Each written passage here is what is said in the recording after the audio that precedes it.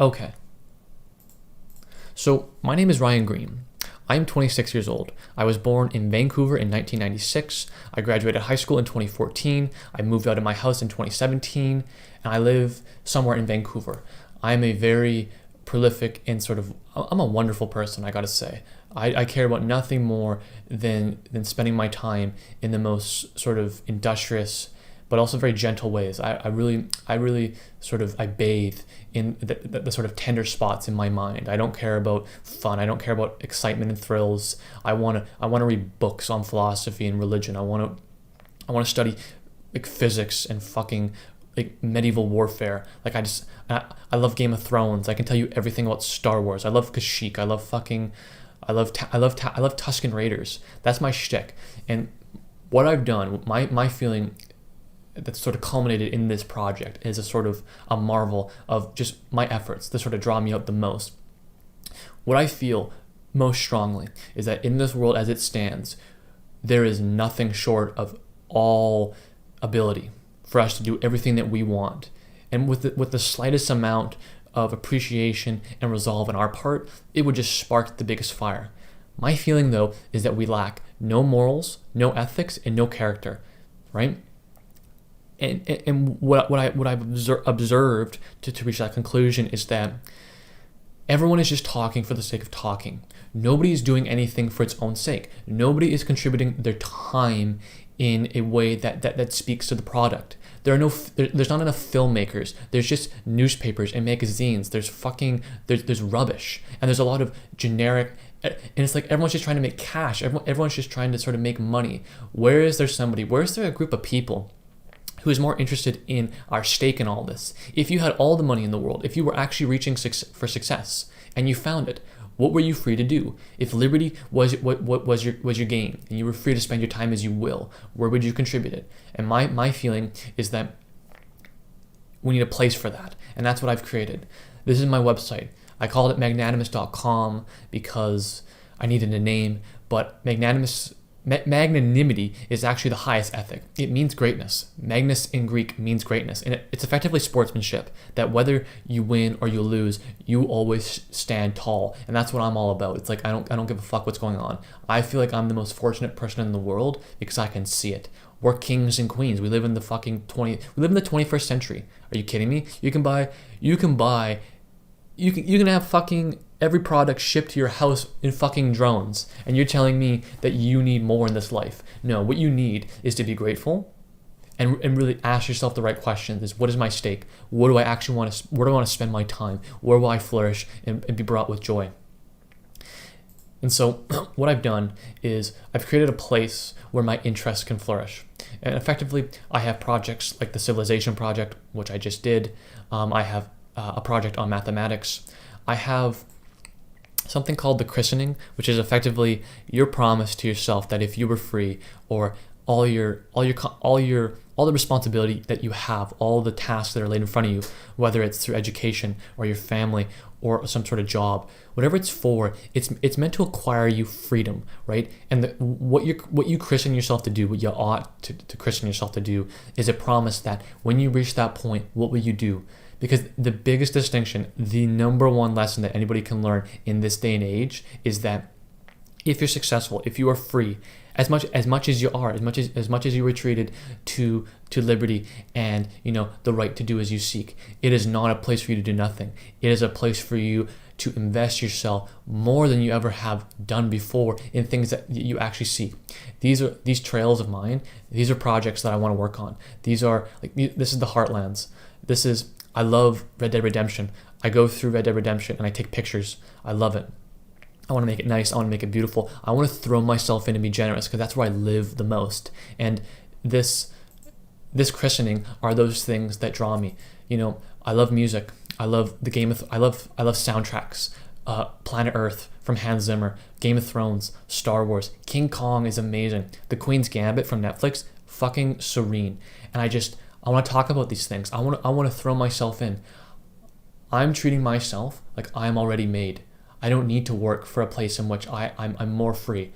I feel that in actually considering what do I actually want to spend my time doing, I believe And it's revealed itself to me that I'm already made to do so. I'm already free enough. I have more than enough time to contribute my effort. And the thing is this is drawing me out even more, that skills and a sort of, put this way, the success I have is very monumental, because instead of being a little shit poster or somebody who just posts something every single day, like, I'm not trying to get people's attention. I'm trying to create great works. Those are the result of generosity, and that's all I wish to do, is be generous with my time, because it's where joy is found. It's where you're actually living. You're doing something, right? It's the most positive existence, and this is just me laying down the stakes, putting down the cement, the walls. I haven't really painted them. There's no electricity. They're not really made, but it's just a wonderful thing to be, and I recommend everybody do this.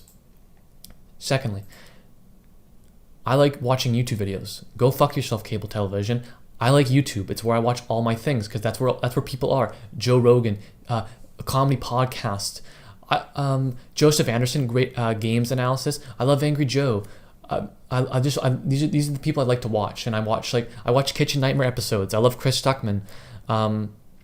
They're just other things, and what I've done is I've made channels so that I could basically I embed the YouTube videos, because my feeling is that when you go on YouTube, everything's just thrown at you. It's not curated for your experience. It's basically a big smorgasbord, and it's terrible at cataloging things that you want to watch later. There's no series, there's no Netflix sort of essence. It's just a big smorgasbord. And what I've done is sort of taken the things that I like on YouTube, and I've made a story. I've made a sort of a timeline.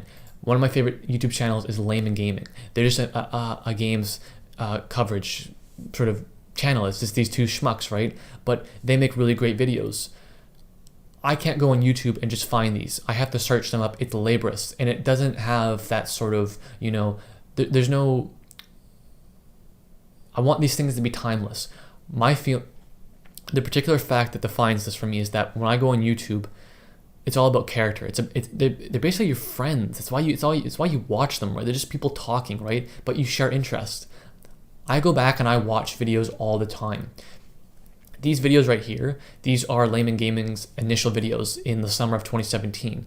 Now, I'll watch these videos right now, but in 3 months or so, maybe 4 months, I will come back and watch them again. I won't, because it's really fun. It's like watching Lord of the Rings or Game of Thrones or Star Wars or anything for that matter.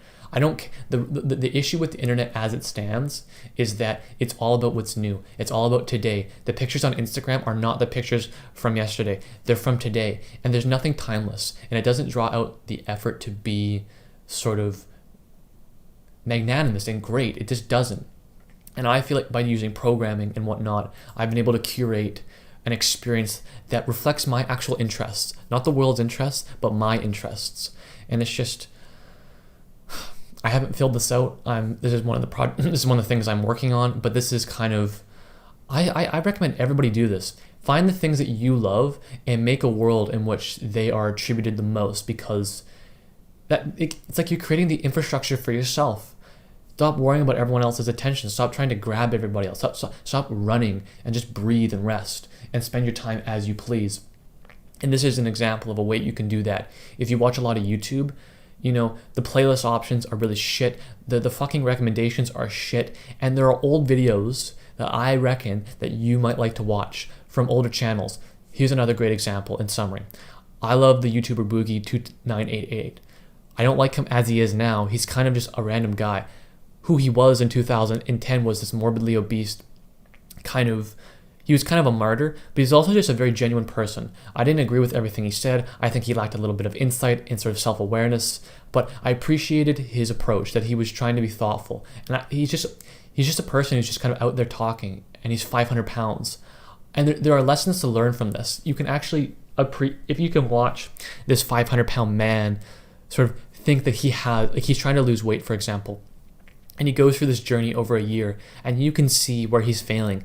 And when he makes a video saying that I've failed, if you can go without judgment and actually learn something, actually see yourself, because he's done something wrong and he's not aware of it. But if you can see that because you haven't judged him because he's 500 pounds, there's a real bond that you find with this and every single YouTuber. And you can never find those videos in an effective sense. Boogie 29, my guess is that a YouTuber that you watch that's been around for a while maybe has 500 to 1,000 videos. Now, you can go to their video section and go oldest to newest or whatnot, but you're just scrolling through. If you don't make a new tab, if you watch the video and go back, it just resets. It's terrible. YouTube is not designed for old videos. It's designed for what's new, as is every other platform. My feeling right now is that the greatest effort that you can contribute to for yourself is taking everything that you like, whether it's videos, whether it's interest in film, whether it's literature, whether it's games, whatever it is, and whether it's cataloging, so to speak, something everybody else has made, or just a place for work of your own, for your own contributions. There just needs to be a place where the actual work is tributed, not the fame and the attention, not the idea of this, like something fresh, something new. It's like, go fuck yourself. There's 8 billion things of everything. Why do we need some more? Because to be honest, it's all crap. It's not good. There's no Jurassic Parks. There's no Empire Strikes Back anymore.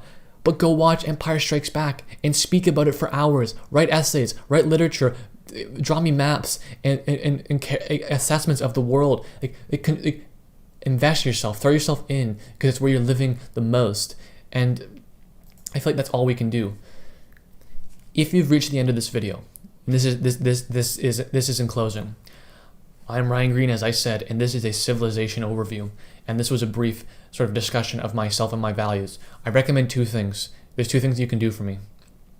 If you're maybe the one person who's reached this point, read this essay right here. This is the definition of, everything about me and what this sort of, it's my offering, right? But if you have the balls, if you have the gall, go to my writings. It's all designed wonderfully. It's all pleasurable to watch. There's customization. It's very intuitive. There is a series of essays that are very old and they're not well worded. I have to edit them. But if you go to winter writings or on things or the nature of value or number rather, there are things in there that really address me as a person and as a writer. And I gotta say that if there was one thing that defined me, it's just that I love to write, but I like to write like Bob Ross paints. It's that it's not meant to tribute the real world. It's in the painting, it's in the writing. It's the arrangement of words that are pleasurable, and they should bring out ideas that represent real world things through the beauty of writing. The same way that you can paint a bush very accurately and precisely, but it's like you could also just take a brush, squish it onto the board, and take another brush of a different color and highlight it, and use, as Bob Ross would say, here they come. Because it's an illusion, but of grandeur, and that's the point. Painting makes you feel like there's something beautiful in there. It's not a strict measure, and writing is the same. And so if you want, go to my writings and maybe you'll see something else that's interesting from me. But here I am at the end of this, and I hope you've enjoyed. I have nothing much else to say. Hopefully you'll come back, you'll see me. Otherwise, go on and live your life and make it so great that if you were to be reincarnated, that your unknown self would see it as well and treat me the same, that I'll see it too, because I'm here and I'm waiting.